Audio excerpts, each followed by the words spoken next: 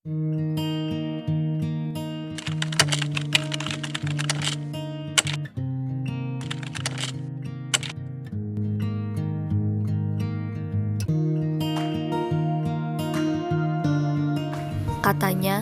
kematian itu cara paling baik hati untuk berpisah dengan seseorang. Awalnya gue setuju, karena apa sih yang lebih sakit daripada berkabung untuk seseorang yang masih hidup? Tapi bodohnya, gue mempercayai itu karena gue gak pernah merasa gimana sakitnya kehilangan orang atau apapun dalam konteks meninggal. Gue gak dekat dengan nenek kakek, baik dari pihak bokap maupun nyokap. Jadi ketika salah satu dari mereka meninggal, gue gak terlalu merasa terpukul. Gue juga gak pernah ditinggal mati hewan peliharaan, karena gue gak punya. Dan meskipun gue pernah benar-benar berharap bokap gue tiba-tiba gak ada, seluruh anggota keluarga gue masih lengkap. Sampai suatu hari, gue hampir kehilangan seorang Jevais. Gue masih ingat bagaimana saat itu posisi tubuhnya terkapar di atas aspal, dengan darah yang mengalir dan snack yang berhamburan gak karuan. Gue masih ingat bagaimana tubuh gue membeku saat itu. Gue lupa caranya berkedip, bahkan bernapas. Gue juga masih ingat bagaimana otak gue otomatis memutar bagaimana awalnya kita bertemu di warmil milik Bang Horas. Lalu setelahnya gue dan Jevais berkenalan. Lalu selanjutnya, gue ingat banyak banget hal yang udah gue laluin bareng dia. Mulai dari agenda nyolong mangga di dekat pos ronda, pengalaman membolos atau ngejahilin guru supaya nggak masuk kelas, sampai bagaimana muaknya gue mendengarkan curhatan bucinnya Jevais tentang Kasa, dan siasatnya biar gue bisa ngeledekin Lala dengan bebas sentosa tanpa takut bonyok. Keseharian gue udah terbiasa bersama Jevais, sehingga gue takut gue harus bagaimana kalau dia tiba-tiba nggak ada. Hari itu gue berdoa dengan sungguh-sungguh supaya Jevais diizinkan untuk tetap ada, karena tanpanya gue bukan apa-apa.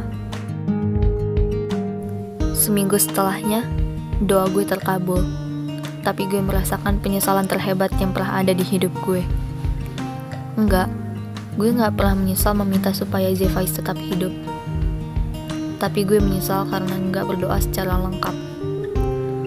Gue lupa berdoa untuk Alma adik gue lupa berdoa untuk Bang Ali, gue lupa berdoa untuk Jeno. Bahkan, gue lupa berdoa untuk Komandan Toil. Eksistensinya di hidup gue emang awalnya hanya sebatas wali kelas dan guru paling menyebalkan. Karena siasat kejahilan dan kekurang ajaran gue bersama Jevais gak pernah berhasil buat dia. Tapi gue gak berbohong. Gue gak munafik untuk mengakui kalau Komandan Toil alasan gue menjadi lebih berani untuk menemukan jati diri gue. Bagi gue, Komandan Toil lebih dari sekedar wali kelas dan orang menyebalkan. Kalau melihat Jevais penuh darah di tengah jalan bikin gue lupa caranya bernafas. Melihat Komandan Toil malam itu membuat gue menolak untuk bernafas. Gue gak menyangka kalau gue akan melihat dia dalam keadaan seperti itu. Atau mungkin sebenarnya gue udah tahu, tapi pura-pura untuk gak tahu karena gue gak mau merasakan sakitnya kehilangan.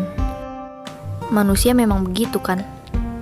Kita saling menipu diri sendiri dengan berlagak gak melihat clue akan sesuatu, walaupun sebenarnya kita udah tahu. Alasannya cuma satu, kita gak mau merasa sakit. Gue memang gak pantas menentukan bagaimana seseorang mati. Tapi jika Tuhan berbaik hati untuk membiarkan gue menulis jalan kehidupan Komandan Toil, maka cara pulang yang pantas untuk Komandan Toil bukan seperti malam itu. Gue akan dengan sukarela menulis kisah bagaimana Komandan Toil hidup sampai rambutnya beruban. Lalu dengan mata rabunnya memandang gue, Jevais, dan Jeno dengan bangga karena telah menciptakan kebenangan besar di hidup kami. Tapi kenyataannya gak seperti itu. Gue justru menemukannya terbaring di atas karpet, di atas genangan darahnya sendiri. Sebagian sudah menyerap ke karpet, membuat warna merahnya yang pekat mendominasi. Sebagian lainnya menodai dinding. Gue gak lupa cara bernapas, tapi gue menolak untuk bernapas. Dada gue sesak, tenggorokan gue rasa tercekat bagai diimpit batu besar, terutama ketika gue melihat ada pistol di genggaman tangan yang gemetar. Malam itu, gue kehilangan dia. Malam-malam selanjutnya lebih parah.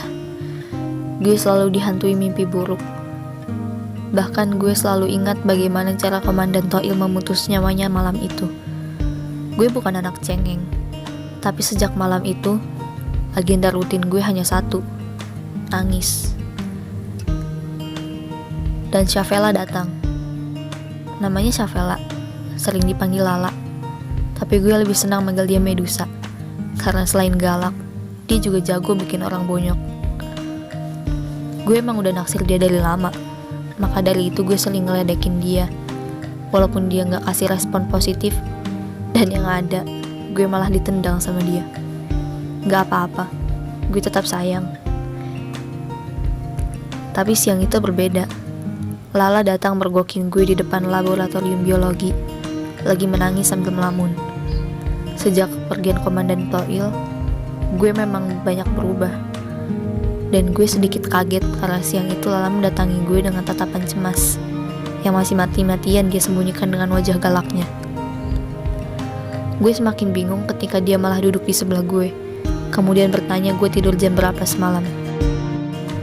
Mungkin lingkaran hitam di bawah mata gue sudah bisa menjadi jawaban kalau belakangan ini gue gak tidur dengan cukup.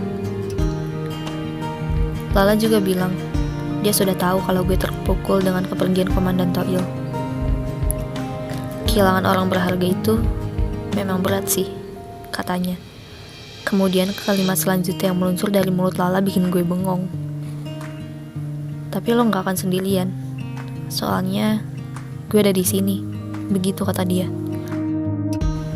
Siang itu, untuk pertama kalinya gue mengeluarkan semua hal yang mengganggu pikiran gue.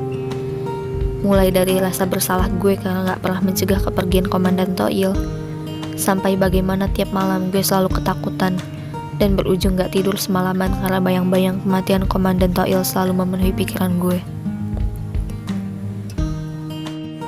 Aneh, kenapa gue jadi ngantuk ya? Gue bertanya sambil sedikit ketawa. Kemudian Lala menggeser posisi duduknya dan membiarkan kepala gue jatuh di atas pundaknya. Untuk pertama kalinya setelah malam itu, gue kembali merasa tenang, nyaman, dan merasa bahwa gue menemukan tempat istirahat yang tepat. Tidur aja, kata Lala waktu itu. Gue kan Medusa, gue bisa jaga lo dari mimpi buruk itu. Lalu gue tertawa. Antara lucu mendengar Lala yang berbicara begitu, atau lucu karena gue baru sadar kalau Tuhan memang gak akan pernah membiarkan gue sendirian.